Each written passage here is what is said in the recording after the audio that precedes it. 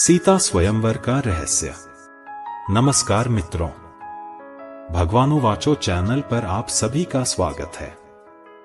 आज हम सीता स्वयंवर के रहस्य के बारे में कुछ बातें बताने जा रहे हैं। रामायण की कथा के अनुसार राजा जनक ने अपनी पुत्री सीता के विवाह के लिए एक स्वयंवर का आयोजन किया था।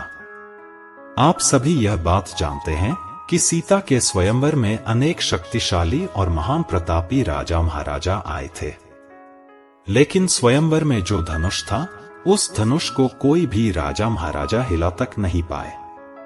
जब सभी राजा महाराजा धनुष को उठा नहीं पाए, तब अयोध्या के राजकुमार राम ने उस असाधारण धनुष को उठाने में सफलता प्राप्त की, और जब वे धनुष पर प्रत्यंचा चढ़ाने की कोशिश कर रहे थे, तो धनुष टूट गया।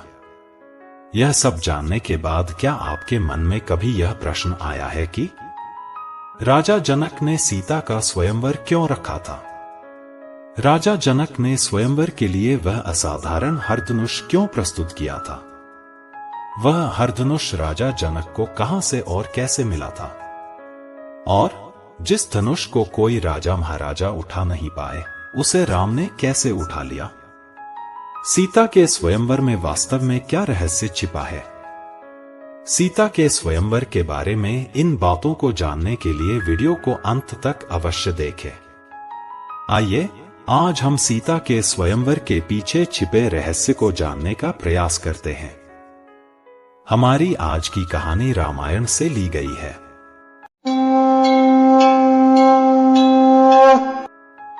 सीता स्वयंवर। राजा जनक ने अपनी पुत्री सीता के विवाह के लिए एक विशेष कारण से एक विशेष स्वयंवर सभा का आयोजन किया था।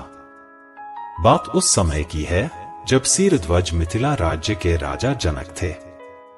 यहां एक बात जान ले कि मिथिला राज्य के राजा जनक कहने पर जनक केवल एक व्यक्ति नहीं है, जनक एक पदवी है। मिथिला राज्य के सिंहासन पर जो बैठता था, उस राजा को जनक कहा जाता था। मिथिला राज्य के जनकों में से ही एक था सीता के पिता, जिनका वास्तविक नाम सिरध्वज था। राजा होते हुए भी जनक सिरध्वज ने एक साधारण मनुष्य की तरह, एक ऋषि की तरह जीवन व्यतीत किया था, इसीलिए जनक सिरध्वज को राजर्षि कहा जाता था।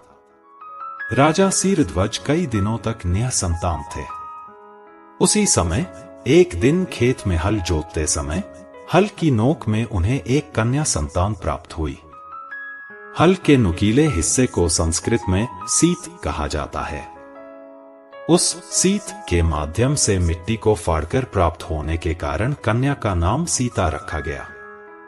इस प्रकार मिट्टी को फाड़कर प्राप्त होने के कारण राजा सिरध्वज ने सीता को देवताओं के अनुग्रह से प्राप्त हुई देवकन्या मान लिया था। इसीलिए निसंतान सिरध्वज ने सीता को प्राप्त कर बहुत आदर यत्न के साथ उनका पालन पोषण किया। धीरे धीरे सीता बड़ी होती गई। सीता के अनुपम सौंदर्य की आभा से मानो संपूर्ण मिथिला नगर उद्भासित हो उठा था। सीता के समान रूपवती, गुणवती कन्या पृथ्वी पर कोई अन्य नहीं थी। राजा सिरध्वज ने अपनी देवकन्या सीता का विवाह एक विशेष व्यक्ति के साथ कराने का विचार किया। हालांकि राजा सिरध्वज यह नहीं जानते थे कि स्वयं माता लक्ष्मी ने मनुष्य रूप में वसुमती के गर्भ से प्रकट हुई थी। उधर देवी लक्ष्मी का मनुष्य अवतार सीता का विवाह भगवान विष्णु के मनुष्य अवतार राम के अलावा किसी और के साथ न हो, यह सुनिश्चित करने के लिए स्वर्ग के सभी देवता तत्पर हो गए। देवताओं के साथ चर्चा करके एक दिन सृष्टिकर्ता ब्रह्मा कैलाश पर्वत पर जाकर भगवान शिव के समक्ष उपस्थित हुए। कैलाश में ब्रह्मा ने शिव जी से कहा, हे त्रिलोचन, वर्तमान समय में भगवान विष्णु राजा दशरथ के पुत्र राम के रूप में और देवी लक्ष्मी राजा सिरध्वज की पुत्री सीता के रूप में पृथ्वी पर अवतार धारण किए हुए हैं। राम के लिए ही सीता का जन्म हुआ है। राजा सिरध्वज हमेशा आपकी पूजा अर्चना करते हैं, इसलिए वे आपका वचन निश्चित रूप से नहीं टालेंगे। सीता का विवाह राम के अलावा किसी और के साथ न हो पाए, आप उसका प्रबंध करें। ऐसा कहकर सृष्टिकर्ता ब्रह्मा वापस चले गए। ब्रह्मा के चले जाने के बाद शिवजी ने अपने परम शिष्य परशुराम को बुलाया और कहा, हे भृगुराम, तुम शीघ्र ही मिथिला नगर में राजा जनक के पास जाओ। राजा जनक के घर में माता लक्ष्मी ने सीता के रूप में मनुष्य अवतार धारण किया है। तुम जनक को मेरा यह धनुष देकर कहना कि स्वयंवर में जो कोई भी इस धनुष को तोड़ पाएगा, सीता का विवाह उसी से किया जाए। यह कहकर शिवजी ने अपना धनुष परशुराम के हाथ में दिया। भगवान शिव की आज्ञा के अनुसार परशुराम राजा जनक के पास पहुंचे। परशुराम को देखकर राजा सीरध्वज ने बहुत आदर सत्कार किया और उनके आगमन का कारण पूछा। भगवान शिव ने परशुराम से कहा था कि जो धनुष को तोड़ने में सफल होगा, उसी के साथ सीता का विवाह होगा। लेकिन परशुराम अपने गुरु शिव का धनुष टूट जाए, यह नहीं चाहते थे। इसीलिए परशुराम ने राजा सीरध्वज के सामने बात को इस प्रकार कहा, हे राजन, तुम भगवान शिव का यह महान धनुष ग्रहण करो और इसकी ध्यान पूर्वक रक्षा करो। मेरे गुरु भगवान शिव का आदेश यह है कि जब तुम्हारी पुत्री विवाह के योग्य हो जाए, तब तुम स्वयंवर का आयोजन करना। स्वयंवर में जो कोई भी इस हरधनुष को उठाकर उस पर प्रत्यंचा चढ़ा पाएगा, उसी के साथ तुम्हारी पुत्री सीता का विवाह संपन्न करना। ऐसा करने से तुम्हारा और पुत्री सीता का भी मंगल होगा।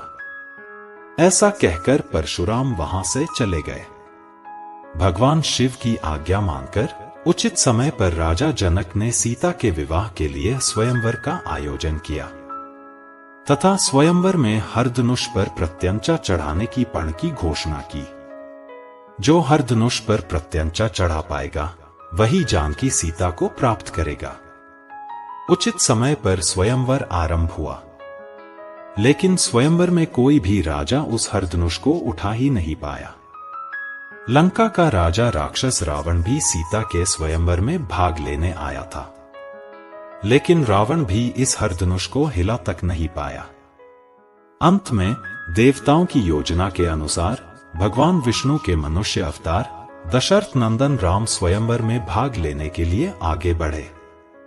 राम ने हरधनुष को उठाकर उस पर प्रत्यंचा चढ़ाने लगे, तभी धनुष टूट गया। उसके बाद राम और सीता का विवाह संपन्न हुआ। इस प्रकार देवताओं की योजना के अनुसार तथा भगवान शिव के आदेश के अनुसार राजा जनक ने सीता के विवाह के लिए स्वयंवर का आयोजन करके भगवान शिव का महान हरधनुष प्रस्तुत किया था। दोस्तों, यही है सीता के स्वयंवर का रहस्य। आशा है आज की कथा आपको जरूर अच्छी लगी होगी। आगे भी इसी तरह की अन्य पौराणिक रहस्यमय बातें जानने के लिए भगवानुवाचो चैनल को सब्सक्राइब कर लीजिएगा। वीडियो को अंत तक देखने के लिए आपको बहुत बहुत हार्दिक धन्यवाद। आप सभी कुशल रहे और हमारे वीडियो देखते रहें। धन्यवाद। जय श्री कृष्ण।